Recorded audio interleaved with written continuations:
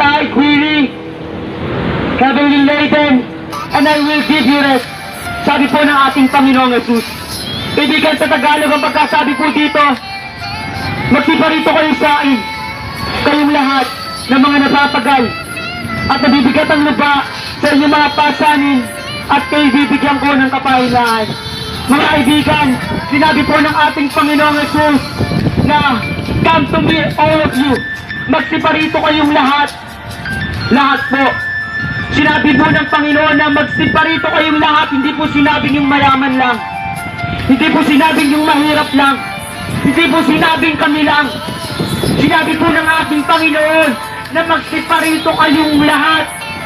Pagkat batid po ng ating Panginoon na lahat po tayo ay maaaranas ng mga problema, ng mga pagsubok sa ating buhay.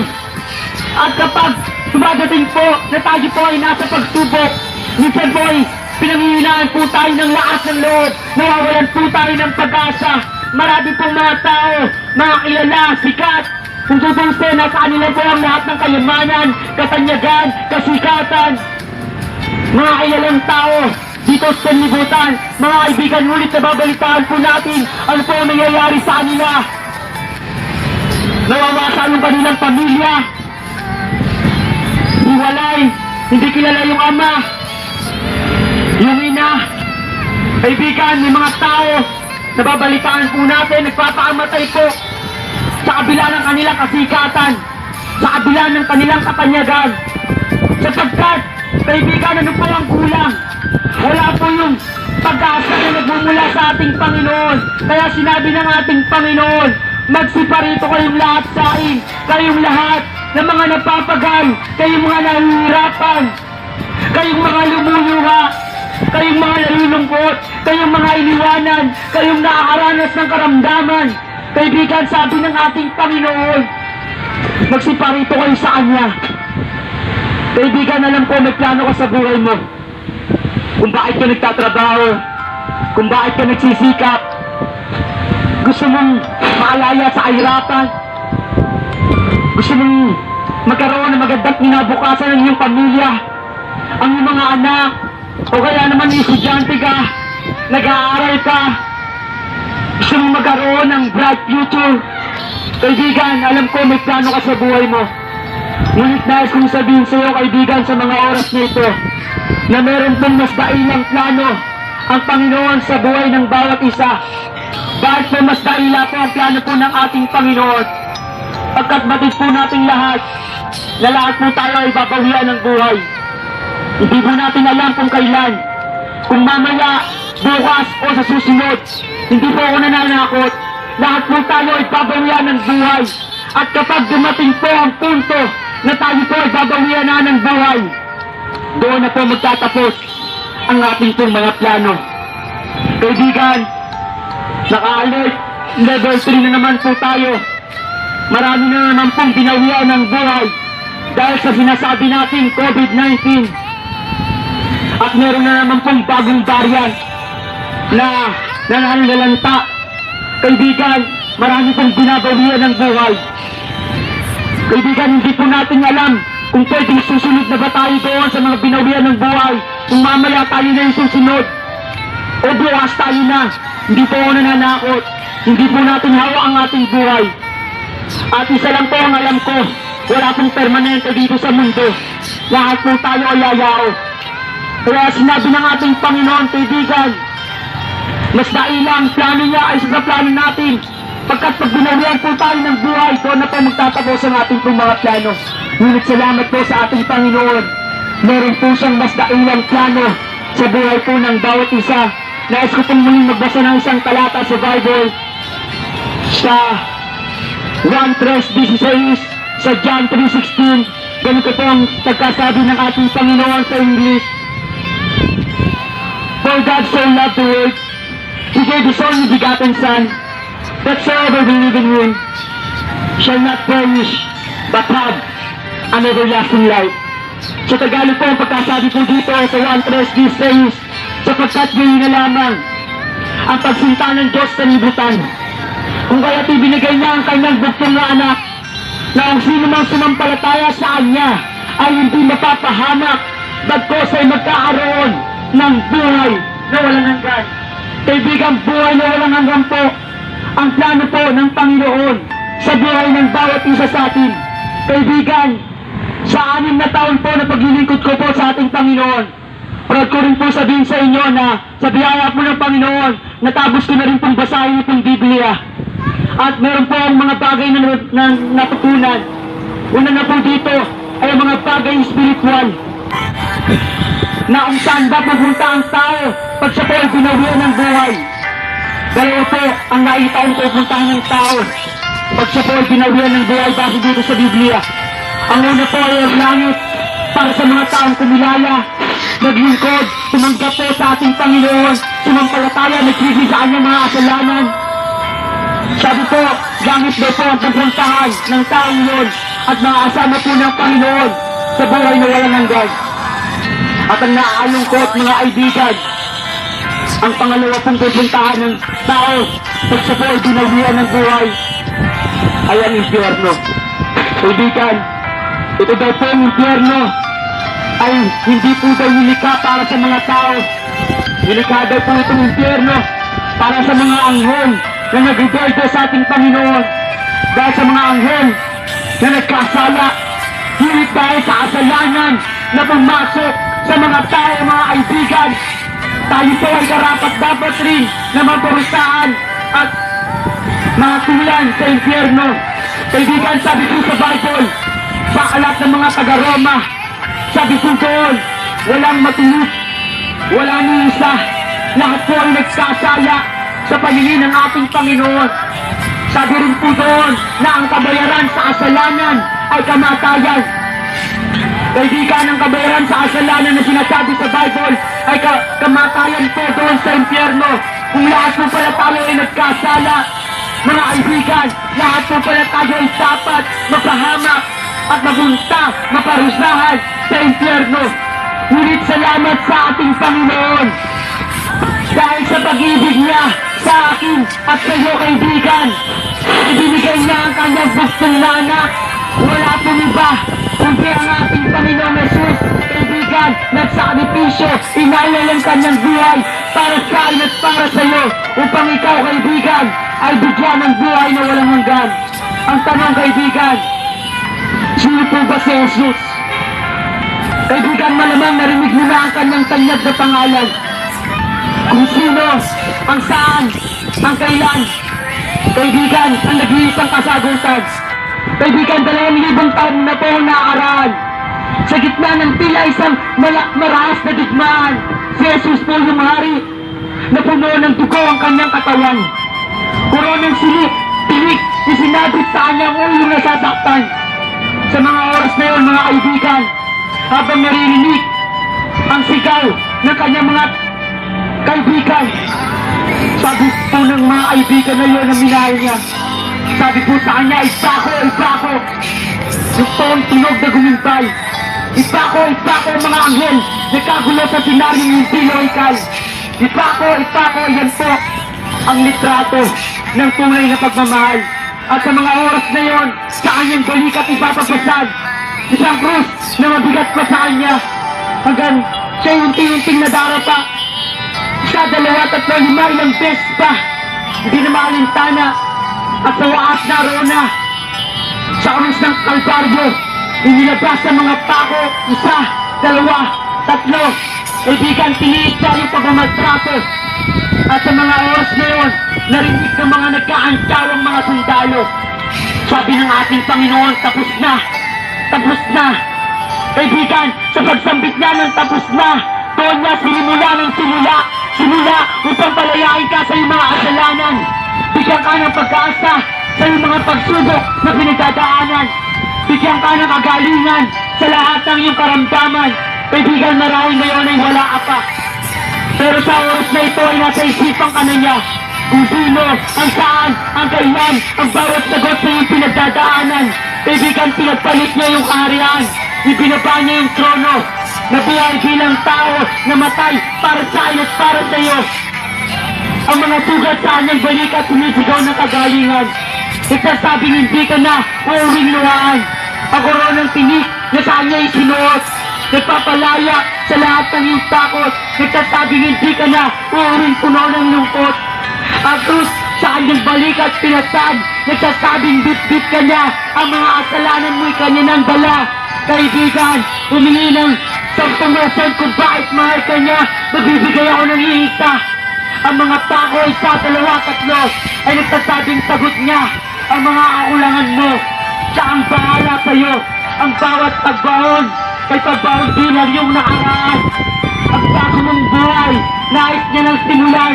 Kaibigan, ang Panginoong Jesus ang simula. Siya ang daan, ang katotohanan, ang buhay. Siya ang may kapangyarihang taglay upang buhayin ang mga nasira mong pangarap, abutin ang mga talong kumikislap. Kaibigan, sa oras na ito, nananawagan sa iyo ang Panginoong Kristo. Kahit kanyang bigyan ng panibagong buhay, bagong pag-asa, kagalingan sa bawat karamdaman, sa bawat pagsubok na iyong pinagdadaanan. Kaibigan, ng tanong, nais mo bang tanggapin ng Panginoon ang regalo na kanyang inaalok sa buhay mo? Sino po dito ang nagnanais tanggapin ang regalo ng Panginoon? Ang buhay na walang hanggan na kanyang inaalok. Pwede po bang paitaas ang iyong isang kamay, kaibigan? Kung nais mong tanggapin ang regalo ng Panginoon, sino po dito ang nagnanais tanggapin ang regalo po ng ating Panginoon? Pwede po bang paitaas ang iyong isang kamay? Thank you po. Thank you po doon sa naabay. Sino pa po ang nagnanais tanggapin ang ating pong Panginoon? Pwede po bang paitaas yung isang kamay? Meron pa po ba nagnanais tanggapin ang ating pong Panginoon? Kayo po dyan. Sir, kayo po. Nais po pong tanggapin ang regalo po ng ating Panginoon. Pwede po bang paitaas ang inyong isang kamay? Thank you po, thank you po. Hindi ko na po isa-isain pa. Kung nais mong tanggapin ang regalo po ng ating Panginoon, sabayan mo itong munting panalangin na ito. Ito po ay panalangin ng pagtanggap sa ating Panginoon. Arayin mong personal mo po itong panalangin. Repeat after me this prayer. At alam ko na ito ay may magagawa sa buhay mo. Simulan na po natin, sabihin mo ang ganitong kataga. Sabihin mo, Panginoong Jesus, na makapangyarihan sa lahat. Maraming pong salamat sa iyong pag-ibig, sa iyong pag-asang iniaalok. Patawarin mo po ako sa lahat ng aking mga kasalanan. Mula nung pagkabata hanggang sa edad ko ngayon, tinatanggap po kita bilang personal na Panginoon at tagapagligtas ng aking buhay, upang sa muli mong pagbabalik o sa oras man na ako po ay bawian mo ng buhay, ikaw po ay aking makasama diyan sa langit. Ito po ang aking panalangin. Salamat sa aking napakinggan. Sa dailang pangalan mo po, Panginoong Jesus. Amen po, amen po. Kaibigan, kung ikaw ay seryosong tumanggap sa ating Panginoon, congratulations, kaibigan. Yan ang simula, kaibigan, ng bagong pag-asa na ibibigay sa iyo ng ating pong Panginoon. Kaibigan, patuloy po nating hanapin ang ating Panginoon. Patuloy po tayong maglingkod sa Kanya. At ito, paglilingkod na yan, kaibigan, ay dadalhin tayo sa buhay na walang hanggan. Sa oras po na tayo po ay bawian ng buhay. Salamat po sa bawat isa. Diyan po sa mga pabalita na mga kapatungan, mga impormasyon ay dadalhin po sa inyo ng aking kasamahan. At sa Diyos ko po binabalik ang lahat po ng kapurihan. Yung salita ng Diyos natanim sa puso, sa kaisipan. Ano yung kalooban ng Diyos? Ano yung tama mong gawin? Ano yung takot sa Panginoon? Ano yung takot na mapahamak ang kaluluwa mo sa impyerno? Salamat sa Panginoon dahil sa murang isipan ay natutunan ko na iyon at narinig ko. At salamat sa Panginoon at naroon nga kaibigan na hindi po ako na-influensyahan ng anumang bisyo, anumang paninigarilyo, anumang pag-iinom. Hindi ko sinasabi ito, kaibigan, para magmalaki, kundi yan ay dulot ng salita ng Diyos na natanim sa akin nung ako'y bata pa. No, huwag kong gawin ng mga bagay na yun dahil hindi kalooban ng Panginoon. At kung iisipin ko, kaibigan, kung hindi ko nakilala ang Panginoon Jesus nung ako'y bata pa, malamang nagawa ko na rin ang mga bagay na yun. Malamang isang kabataan na buntis na, walang direksyon ng buhay, malungkot. Pero salamat sa Panginoon, siya nag-aayos ng buhay. At kaibigan, naroon, hindi pala ang Panginoon, ang Diyos ay kumbaga knowledge mo lang na alam mo na may Panginoon, alam mo naglikha ng mundo ay Diyos, alam mo nagbigay ng buhay ay ang Panginoon. Kundi kaibigan, ang Panginoon Jesus pala, pwede mo siyang maranasan personal. Naroon na dumating sa punto ng aking buhay when I was 18, nakaranas po ako ng bangungot, na tipo talaga na maparanas yung buong katawan ko. Alam ko hindi na ako makakapagsalita, makakahinga. Pero salamat sa Panginoon, naroon kaibigan na tinawag ko yung pastor ko, tinawag ko yung magulang ko, na para gisingin ako. Pero nung ako pala tumawag sa Panginoon Jesus, nanalangin ako, sabi ko, Jesus, please save me. Naroon kagat na binigyan ako ng pangalawang buhay ng Panginoon. Sabi ko, doon kaibigan sa bangungot na yun, nakita ko talaga yung katawan kong nakaiga. Alam ko sa isang iglap, pagkalbit na ng anghel, alam ko na nasa kabilang buhay na. Pero kaibigan, salamat sa Panginoon, doon ko po naranasan na totoo pong may Diyos. Totoo pala may kabilang buhay. Kaya kaibigan, nagkaroon ako ng kasiyahan sa buhay, hindi ko ito pinagsisihan na ako po nakakilala sa Panginoon at naglilingkod sa Diyos na hanggang ngayon ay masaya naglilingkod. Kaya kaibigan, naranasan ko rin kaibigan na hanggang lumalaki, nakaranas sa mga problema, nakaranas na magkasakit, nakaranas na mawalan ng trabaho. May mga time na dinidil ng Panginoon ang aking sariling ugali. Naroon kaibigan na kayo pinalayan ng Panginoon sa pagiging maramdamin o matampuhin na kung sa aking sarili lang hindi ko kayang gawin yon. Naroon kaibigan nagkaroon ako ng sama ng loob, galit sa aking amo noon na talaga yung kumbaga lahat na ng pwede ko reklamo naroon na. Pero salamat sa Diyos kaibigan, ang Panginoon pala kaya kang patawarin, kaya kang palayain sa anumang inis, sa mga galit na naranasan mo. At napakasarap na buhay kaibigan na malinis lang yung puso sa harapan ng Panginoon na kung ang Diyos nga ay pinapatawad tayo, kailangan natin na matuto rin tayo magpatawad sa iba. Kaya kaibigan, ang Panginoon may gagawin sa buhay mo, may plano, pakinggan mo sa salita ng Diyos at yun lamang po. Ang bahagi ang aking karanasan sa Panginoon. Ako po ay dati malungkot yung buhay, walang pag-asa, walang patutunguhan. Sa buhay ko po ito ay dahil ako po ay galing sa wasak na pamilya, walang nag-aaral ng magulang. Kinagisnaan ko po na pakilala sa akin yung aking mga magulang, yung aking nanay na patay na. Ngunit hinanap ko po ito kung saan nakalibing at nung ako po ay lumaki na at nung paipipikot po kami din sa isang lugar na kung saan ako nagtataka, hindi naman cemetery yun, yung po pala ay nagkaplasong ko na buhay po pala ang nanay ko at meron pong ibang pamilya. So, yan po yung buhay ko, malungkot at dahil nga po sa walang nagarugang sariling magulang, kung sino-sino po yung nag-alaga sa akin at kung po ay nalulong din po tayo sa mga bisyo, pag-inom, pagsusugal, sa immoralidad at yan po yung buhay ko noon hanggang sa dumating po dun sa point na nagkasakit ako ng malubha po yung sakit na parang tanaw na tanaw muna yung kamatayan. So nagtatanong po ako sa Panginoon, ano ba yung halaga ng buhay na to? Parang walang saysay yung buhay. Dumating po dun sa point na na-disappoint na ako sa buhay ko, sa mga problema, sa mga nangyayari na ginagawa ng lahat para matugunan yung pangangailangan, pero parang kulang pa rin, parang walang silbi yung buhay mo. Kaya po dumating po doon sa point na hindi, yung time na talagang parang wala na akong pag-asa. Dumating sa point na hindi ako kumain ng 3 araw, 3 gabi. Sabi ko nga sa Panginoon, kunin niya ako, ano ba yung kabuluhan ng buhay na ito.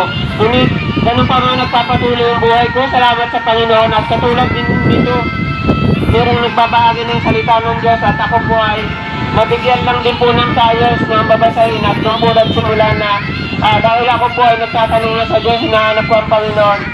Pinuntahan ko po yung gawain na yun at dito po na nag-umpisa na baguhin ng Diyos yung aking buhay na ngayon po ay masasabi ko kung masaya akong naglilingkod sa Panginoon sapagkat tayo po ay pinalaya na ng Panginoon sa mga bisyo, sa mga gawain na noon. Akala ko ay okay lang yun sapagkat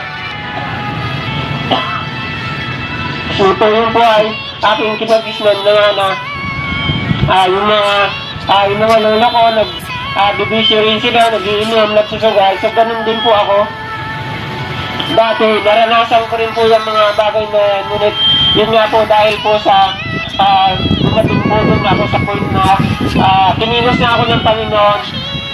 Pumunta po ako doon sa gawain ng Diyos at doon po nagsimula na mabago yung aking buhay. Magkaroon ako ng maayos na pananaw sa aking buhay na ito po pala yung hinahanap ko noon na kulang sa akin. Yung paglilingkod sa Panginoon. Kaya noon po, ako po ay pinagaling ng Panginoon na siya ay naglilingkod sa Diyos. Kaya habang ko sa iyo, kaibigan, alam mo yung kalalagayan mo, may pag-asa pa sa Panginoon. Pakinggan mo ang salita ng Diyos, may gagawin ng Diyos sa buhay mo. Yun lamang, salamat at magandang hapon po sa bawat isa. Ang salitang kalungkutan sa iyo ko, kaibigan, hindi talaga pababayaran ng mga bagay para lang mapasaya ka sa mga oras na ito. At dahil po dala ng kalungkutan mula sa aming tahanan, personal po ako naghanap ng kaligayahan at akala ko po nagiging masaya ako pagkasama ko mga barkada ko, pero totoo naman, nagiging masaya, nandun kami, katuwaan, nagiinuman, pero dumadating pa rin po ang time na yung kaligayahan na nararanasan ko limitado lamang po sapagkat nagiging masaya ako pagkasama ko ng barkada ko, pero pag umuwi na ako sa tahanan ko, nandun pa rin po yung kalungkutan, umiyak ako sa tuwing gabi at pakiramdam ko hindi pa rin kulang pa rin yung kaligayahan na aking nararanasan. Kaibigan, napakahirap din po dahil dumating din sa punto na nagtanim ako ng sama ng loob sa aking mga magulang sapagkat hindi ko naramdaman na kahit gagraduate man lang ako ng elementary, gagraduate ako ng high school, ay hindi sila umaakit sa stage para sabitan man lang ako ng medal at mga certificate na nakuha ko. At kaibigan, nakakalungkot man na isipin na bibin ako isa sa kabataan na hindi nakalagpas sa isang pagkakataon na magpatiwaan ng buhay sa sobrang kalungkutan. At nakakalungkot po na sa murang edad ay ito na po yung mga naranasan ko. Hindi ko maisip na kung saan, kaibigan, marahil ngayon kung hindi ako nakakilala sa ating Panginoon, marahil ganito pa rin ang mindset ko, ganito rin po ang aking buhay. Nais ko po ihamon ng bawat isa na kung meron mang kinaramdaman na kalungkutan at halos wala ng pag-asa sa inyong buhay, nais ko po ipakilala sa inyo na kung saan meron pong Diyos na kaya magbago at magbigay po ng kagayakan sa inyo sa mga oras na ito. At ang ngayon po, isang kasamahan ko po magbabahagi po ng salita ng Panginoon. Pakinggan niyo po siya. At ito po yung unang hakbang namin na pagkilala sa ating Panginoon.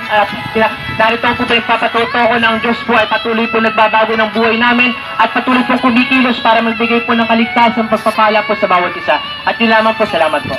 Buhay, gumagawa po ako ng iba't ibang paraan, humiikit po ako ng mga dahon-dahon, mga dahon ng papaya, dahon ng talong, alatris, at maging yung talisay. Yan po yung ginagawa ko pong tabako noon. At yan po yung minsan ay hinahaluan ko po ng marijuana. Ganun po ang aking buhay, kaibigan. Ako rin po isang magnanakaw sa aming pong lugar. Ating gabi ako'y nagagala para lamang po manguha po ng mga kalakal. Kaibigan, yung mga basurahan ay aking pong kinukuha. Yung mga basura po, tinatakta ko sa harap ng pintuan ng bahay at yung basurahan po yung aking pong kinukuha at kinabukasan ay binibenta po sa junk shop. Nagnanakaw rin po, kaibigan, ng mga tsinelas, kaibigan, at binibenta po sa mga barkada na halagang 20, 10 piso. Ganun po ang aking buhay, kaibigan. Okay, wala pang pagkakilala sa Panginoon, magulo, wasak, kaibigan, walang patutungan ng buhay. Dahil sa katunayan, kaibigan, dahil po sa mga pagnanakaw na aking pong ginagawa, na-experience ko po na ako may masikmorahan sa barangay, na-experience ko po, kaibigan, na kung paano mura-murahin ng sinong tao, kaibigan, na sabihin sa akin, sino bang nanay mo, sino bang tatay mo, kaino ko bang anak, ba't ngayon ang ugali mo.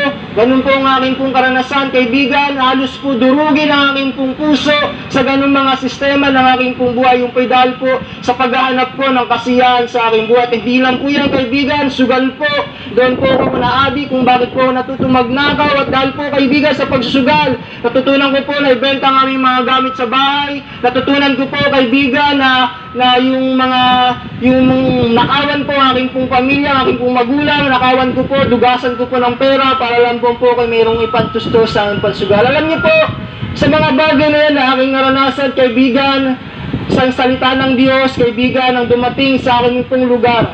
Isang mensahe, kaibigan, ang kung saan at sinasabi ng mga ngaral, kaibigan, hindi ko po malilimutan, June 25, 2009. Ang sabi ng mga ngaral, kaibigan, ano ang kasalanan na hindi mo mabitawan? Ang sabi niya, ba't di mo subukan si Jesus? Kaibigan, simula na sinubukan ko si Jesus, kaibigan, sa aking buhay, tinanggap ko ang Diyos bilang aking Panginoon, bilang aking tagapagligtas. Kaibigan, alam niyo po, aking pong naranasan sa Panginoon. Tapos na ang lahat, wala nang pangangaral, wala nang salita ng Diyos. Subalit, kaibigan, ang presensya ng Diyos, naghari sa aking puso, naranasan ko ang Panginoon. Ako po'y umiiyak, kaibigan, nung araw na yon, yung gabi ngayon, kaibigan. Ang aking naranasan, kapayapaan, kaibigan, ang aking naranasan, kaibigan, ay pag-asa mula sa Panginoon. Ako'y umiiyak sapagkat ang sabi ko sa aking sarili, hindi ako karapat dapat sa Kanya. Subalit, kaibigan, ang mensahe ng Diyos sa akin, mahal kita, anak.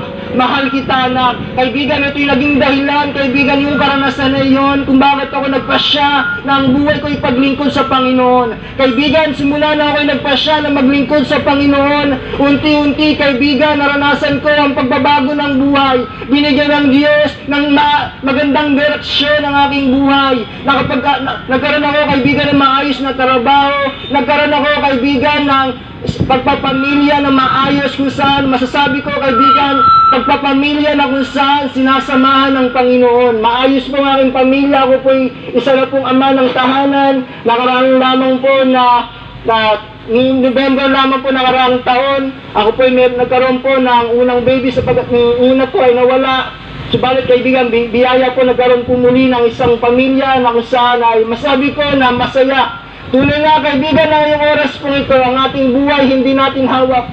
Ang ating buhay, kaibigan, gugulin natin sa iba't ibang bagay. Kunin natin ang ating kasiyahan sa barkada, sa pamilya. Subalit, kaibigan, yung mga kasiyahan na ating naranasan sa mga bagay na yan, sa mga persona na yan po'y kulang. Subalit, kaibigan, kapag ang Panginoon, pinayagan natin sa ating puso, payagan natin na magari sa ating buhay, ang Panginoon kikilos, ang Panginoon gagawa ng dakilang bagay, mga bagay na hindi natin inaasahan, mga dakilang bagay na kayang gawin ng Diyos, kung ikaw lamang, kaibigan, ay sasampalataya sa ating pong Panginoon. Kaya ngayong oras kung ito, mahal ka ng Diyos, pakinggan mo ang salita ng Diyos na ibabahagi po namin kasamahan. At titiyahin ko po, kaibigan, ng Diyos po kung paano kumilos sa aming buhay. Kikilos din po sa inyo. Sumampalataya ka, kaibigan, pakinggan mo ang salita ng Diyos, at sa Kanya na po ang pagkakataon. Ang tunay na kaligayahan, Diyos ang nagbibigay. Kaya kaibigan, maglingkod ka sa Panginoon at ibibigay niya ito. Salamat sa iyo at God bless.